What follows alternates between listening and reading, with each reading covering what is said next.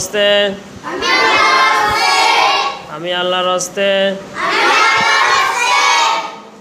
ফজরের 2 রাকাত সুন্নত নামাজ পড়িতেছি। ফজরের 2 রাকাত সুন্নত নামাজ পড়িতেছি। আল্লাহু আকবার।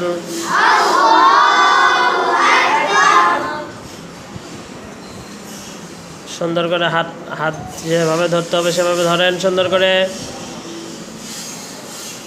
সুবহানাকা আল্লাহুম্মা